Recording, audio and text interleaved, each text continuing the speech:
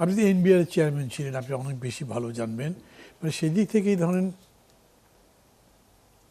এই বছরের প্রথম 9 মাসের লক্ষ্যমাত্রার তুলনায় 1,00,00,000 কোটি টাকার ঘাটতি আছে।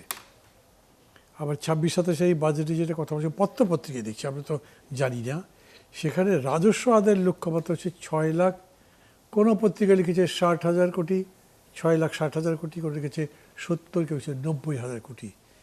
এই লক্ষ্যমাত্রা অর্জনের এটা কি কতখানি সম্ভব মনে করছেন?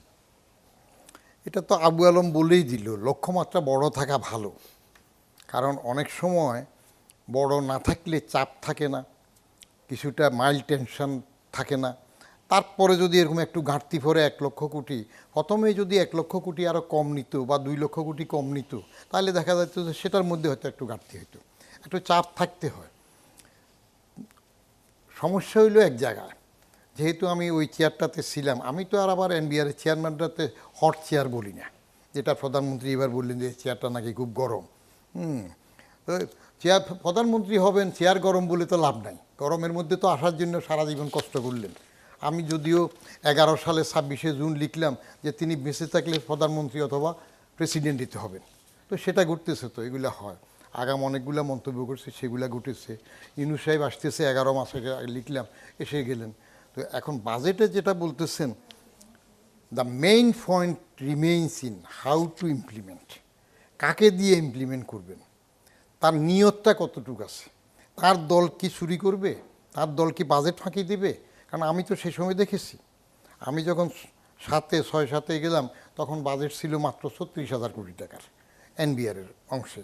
36,000 কোটি টাকার থেকে আমি 17% মতো গ্রোথ নিয়ে 43,800 কোটি টাকা প্রস্তাব করে এটা নিলাম। অর্জনের সময় 47,000 কোটি টাকা অর্জন হয়েছে। তো কেউ কেউ বলে যে সেই সময় নিন্দুকেরা তো অন্যের ক্রেডিট প্রশংসা করতে চায় না স্বাভাবিকভাবে, আর আমলারটা এমনিই দেখতে চায় না, বলে যে ওইটা 111 সরকার ছিল এই জন্য পারছো। তো 111 সরকার ছিল পারছি, তো তাহলে অন্য রাজনৈতিক সরকার পারবে না কেন? তো ভালো পারার কথা। বরং 111 সরকার থাকাতেই তো আরও 15 মাস আগে চাকরিটা ছেড়ে চলে দিয়ে আসছি। যখন আনতে গেলাম, কেউ ভদ্রভাবে বলে বাজেটের সময় যে আহরণ, আদায় বললে জমিদারি নাইবি নাইবি শোনা যায়, এজন্য শব্দের মারফত দিয়ে লফটি ওয়ার্ড বলে রাজস্ব আহরণ। এটা ফুলের মধু না যে মৌমাছি এসে বসবে আর একটা হুল লাগাই দিলে মধু চলে আসবে। এটা আদায় করতে হয়। আদায় না করলে বরং বেগম খালেদা জিয়া তো অপ্রদর্শিত আয়ের উপর ট্যাক্স দিয়েছেন, দিতে হয়েছে। কারণ বলছি যে যেহেতু দেয়া লাগতেছে দিবেন, যেটা নিয়ম করেছে এছাড়াও আন্টির দেওয়া হবে। সাইফুর রহমান সাহেব 12 বার বাজেট দিয়েছে।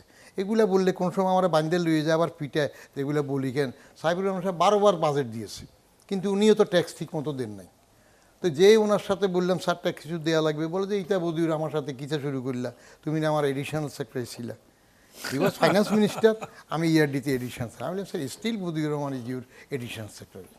আপনি 12 বার বাজেট দিয়েছেন, নিজে চার্টার্ড অ্যাকাউন্টেন্ট, আপনার চার্টার্ড অ্যাকাউন্টেন্ট সাহেবরা যোগ বিয়োগে ভুল করছে, আমি ছোট্ট পাটিগণিতে করছি, পাওনা হইলাম, আপনি দিয়ে দেন, আশা লাগবে না দেব।